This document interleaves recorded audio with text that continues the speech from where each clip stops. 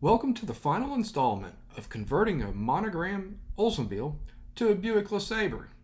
I'm using a vintage J&J Hobbies conversion kit to recreate Bobby Allison's 1986 Winston 500 winning race car.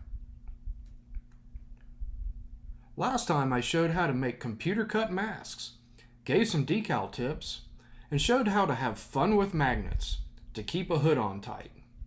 I also had some engine assembly tips, so let's see what that looks like now. And here it is, painted and assembled. And basically, this is kind of how I build them. You notice I didn't go crazy with plug wires. Just painted the cap red and put a little bit of gold on the bell housing. You know, these things were sometimes red, sometimes gold, silver, gunmetal, you know, depending on the team. Transmission, I picked out some of the linkages just to do it, and otherwise just tried to build it real clean. I left the chrome on the valve covers and hit that with some Tamiya panel liner, and then just put some dull coat on the air cleaner, and then added the black with a little bit of wash on the filter part. And one of the things I always didn't like about building these engines were those two little breather caps. Those are kind of pesky, but once you get them cleaned up and installed, they look pretty good. Then you saw I pre-assembled the headers, and these are just painted a metallic with some rub and buff, and yeah, you go crazy adding staining or whatever. You don't really see that much of them in the car, only the bottom of it. And yeah, there's always a seam on here, but even on the real cars, they kind of had ugly seams there. It's much better than it was. And so this kind of will just snap in, and there's the engine. I didn't want to go totally bonkers with aftermarket detailing, but the seats certainly needed some belts. I found these decals in my stash, but felt applying them as is wouldn't look real good, so I carefully trimmed them out. So here's the chassis with more paint on it. And you can see how the seat came out with just gluing the decals still on the paper to the seat. And I had to touch up the edges with a black Sharpie, but that came out really nice. I added a mat down here for the footwells. That was typical, and just painted the gauges. Put some clear, maybe epoxy, I can't remember, I think it's probably epoxy on it. But those kind of came out good. These cars were so simple. And added the brake master cylinder back. That looks cool. And another thing I always left out was that silly steering rod. That's always kind of pain in the butt that you don't see, but it's on this one. So these little doodads and the control arms, those are all painted.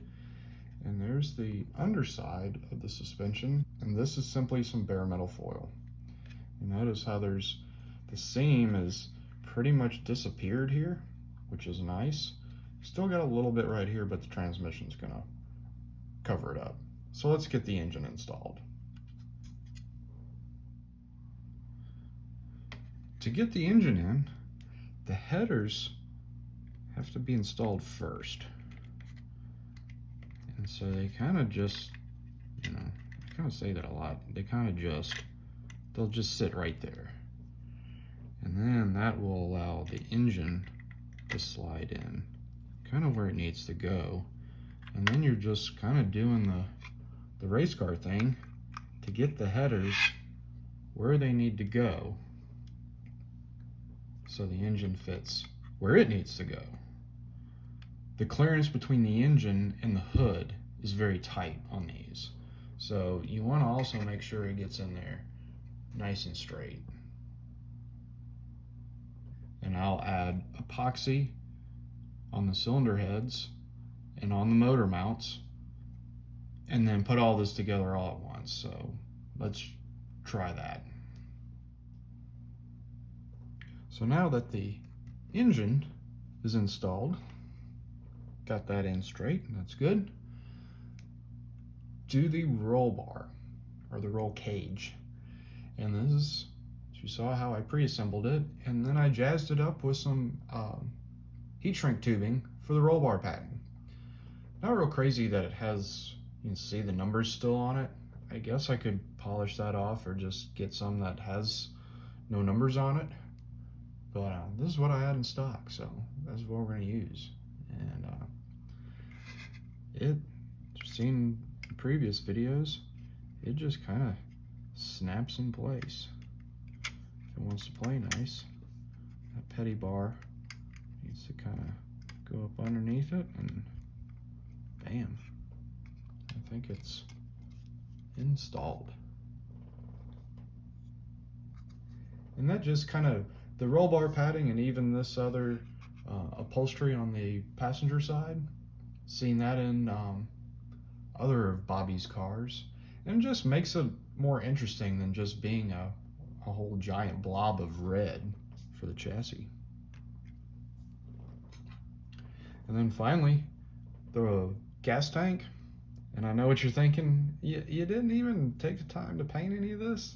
Nope, never gonna see it. And so we're gonna just install that. So I have two little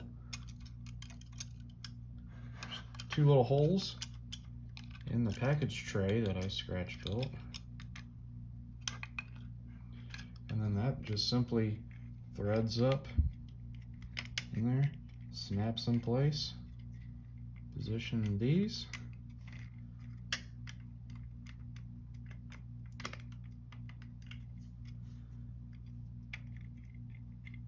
and that basically completes that. Let's get that rad in there. The radiator, it's just a kit piece.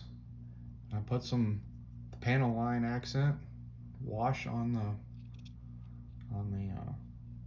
recesses, that helps it, and then kind of just spritzed it a little bit with the dull coat just to kind of tone it down a little bit. And the shroud is simply black. And these things typically just go in real nice. Once you get it around the fan, epoxy that in, call it done. One of the last steps is getting the wheels and tires finished. The tires were first sprayed with Tamiya TS13 Gloss Clear. Once that was dry, the lettering from Mike's decals was applied. The next day I sprayed them with Mr. Color Matte Clear for the final finish. The chrome wheels were detailed by painting the holes black, then a wash of Tamiya panel liner was applied, which adds a nice depth to them. Here is the rear suspension before being installed in the chassis. In the first installment, I explained that I use plastic cement to glue the rear axle to the trailing arms before paint. This creates a strong piece, but does require a little extra effort to mask. This is totally worth doing if you wish for your rear end to stay in your model. The completed LeSabre looks ready to qualify on the front row at Talladega. It is painted with Tamiya TS86 Pure Red and TS26 Pure White that was polished with Wizards compounds. The decals are from Mike's Decals. It should be noted those decals are primarily for the 1987 car. I needed an extra 80s contingency set for the fender decals that were used during the 86 season. Still missing one, and comment below if you can spot it. I chose not to clear over the decals as I think that appearance looks more accurate. Bare metal foil was used for the chrome trim, and then I dressed it up with some fine vinyl mesh. It was painted aluminum and carefully cut out to cover the headlights and upper and lower grills. I felt this improved the appearance greatly. Under the magnetized hood is basically an out-of-the-box monogram kit. These are very accurate for the era and quite pleasant to build. Underneath is just as accurate, mostly just clean assembly and an out-of-the-box build. I hope you enjoyed following along as I built this model, and maybe picked up a few tips along the way. This is a pretty unique model and represents a significant race car in the history of NASCAR. Let's have this one on the turntable. And be sure to like, comment, subscribe, you know what to do, because I have all kinds of model car stories to tell. Thanks for watching.